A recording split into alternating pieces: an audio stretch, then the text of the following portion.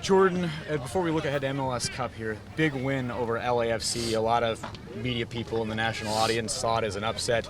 You guys get the 3-1 win. Just your thoughts on that game and what that led to eventually in MLS Cup. Yeah, I mean, they're a great team and a team that obviously was so successful throughout the year and have really dangerous players. And I thought what I was most proud of was kind of our defensive performance. Obviously, the goals were great, but just our collective defensive performance. Everyone, you see Raul tracking back, double teaming their wingers when they're getting the ball, making it difficult for them. I was proud of that because they have a really dangerous team. So to shut them down and then to have the mentality to come back from 1-0 down as well was really important. So I was really proud of that. Since you got here, do you feel like that was the most complete performance that you guys have had on both sides of the field? Yeah, I think one of them. We did what we had to do. Obviously, maybe they had some more possession and we were pinned back at times, but we did what we had to do to get the win. And yeah, defensively, that's one of the best performances I think we've had in a long time. So. MLS Cup now, you guys are officially sold out at over 69,000 people in that building. As a guy from Mercer Island who's going to be walking out to that crowd, what's that going to feel like here next Sunday? Yeah, it's going to be amazing. I think this is what we all want. You play the season, obviously the regular season, to win a supporter shield, but to get a good seed to try and have home playoff games and then to eventually host an MLS Cup. And we needed some help, but to have that kind of on the horizon is something that's super exciting. And growing up here, knowing how passionate the fans are and how great they are on every game we have at home is amazing. But I think this one obviously is going to be extra special, and having it be sold out is going to be amazing. So we're all so excited. You're still about 8 days away here from MLS Cup, but in terms of looking at Toronto, you guys played them back in April. What do you guys remember from that? What do you think you can exploit on their team coming up next Sunday? Yeah, I mean, again, really good team. Same 3 finals in the last 4 years, and obviously a team we're used to playing in the final, but it's going to be different this time. And they're a dangerous team. Obviously, have some really good attacking players and are organized defensively. Have 2 road wins in the playoffs, so they know how to play on the road as well. And so we're just going to have to be ready for that, and I think try and get on top of them early.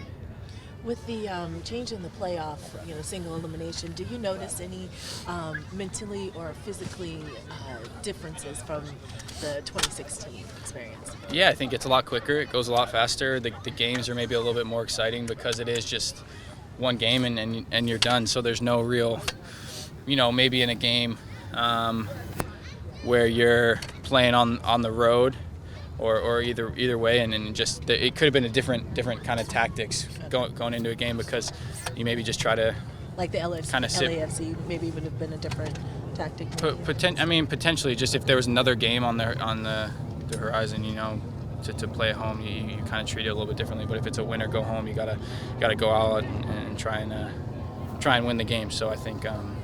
It's a little bit different in that sense. Garth mentioned the statistics, kind of looking at you guys and how they track everything and that jumping up. Were you surprised at all at the numbers that you the exertion that you might have expected? The physical numbers, he said. Yeah.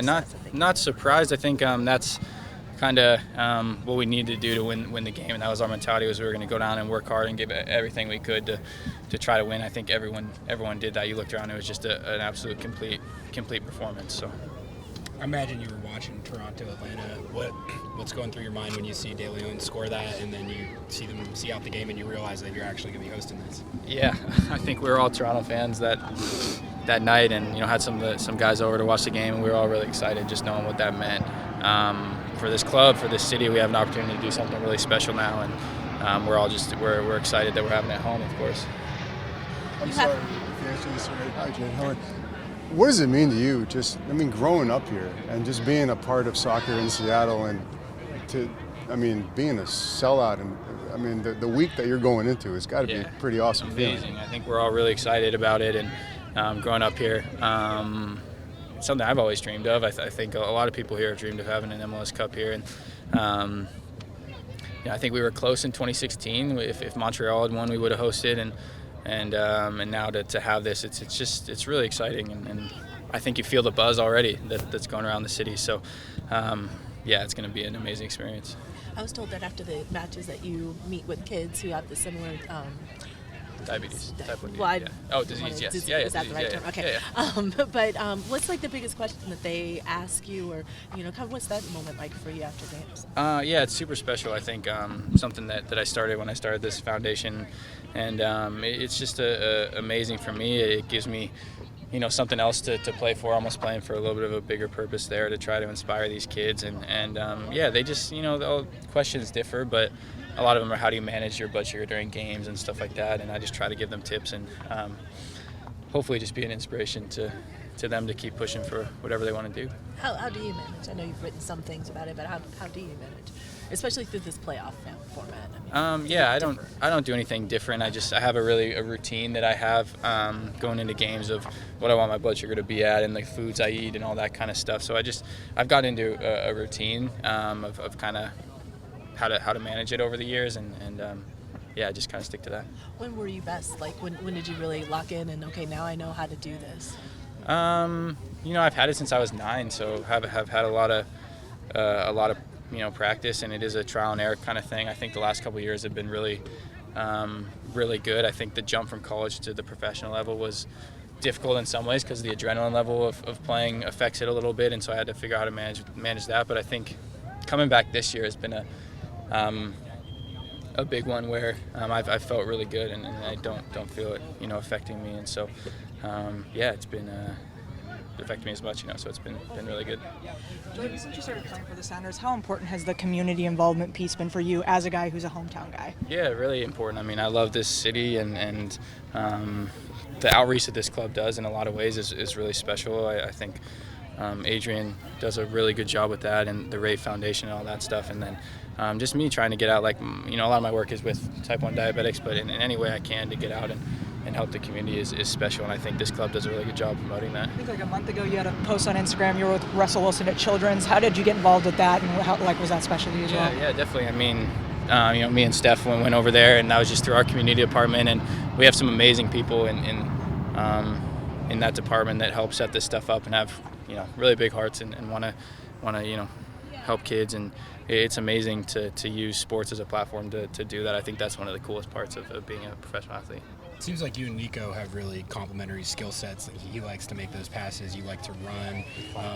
Do you ever still just like marvel at his ability to put the ball right on you wherever you're running, and what's it been like kind of playing with him and establishing that? Yeah. For a player like myself, I love playing with him. I think everyone's lucky, obviously, to have him on the team, but I've definitely benefited from having him around because I like to make those runs, and like you said, he just puts it on your foot. He makes it easy for you. So we're lucky to have him. He's an amazing player, but on top of that, he works really, really hard, and you see he's never stopping. He's a leader out there. He both with his work rate and inspiring guys.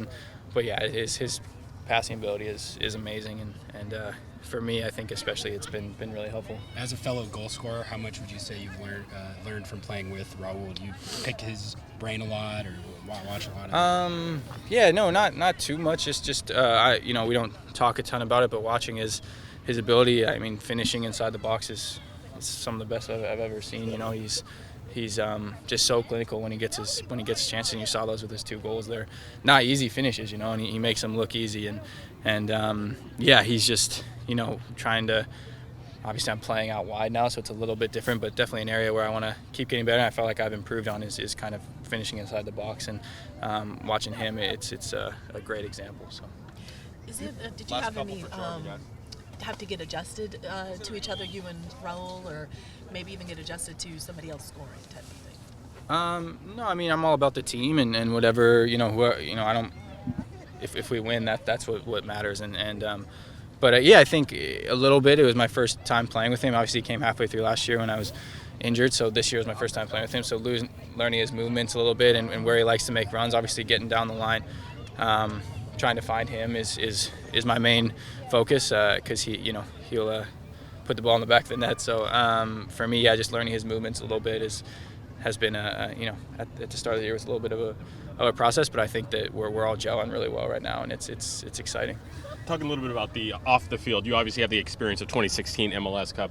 How's this going to differ? Kind of the distractions, the media stuff, being that it is you guys are hosting here in Seattle. Yeah, I think it's exciting. I mean, it's almost easier. You get to go home after training. You're not going to a hotel, and you get to be around your family and friends. And I just think that's part of the deal. You deal with that. You do you do all the media stuff, and it makes it more exciting. That you feel the real buzz around the game, and it's going to be. We're all just so excited. We're excited, I think, to have a week or so to rest and recover, and a little more than a week and get ready. But then when it's game time, we're all going to be really excited. So You might have some family of 4 in the 300 section, Rosie, and this is going to be their first experience with Sounders soccer. Do you see it as just only a good thing that can grow your fandom and people that follow and really go into a game and say, whoa, this is pretty awesome? Yeah, I think if it's someone's first game, it's going to be an electric atmosphere, and what better game to go to than a final. I mean, both teams are going to be going all out. It's going to be, like I said, the fans. We have the best fans in the league, and to have a sellout is just going to be amazing. So I think people are going to fall in love with the game and the team and the sport if they haven't already here in Seattle, and it's just going to be great for the city. So.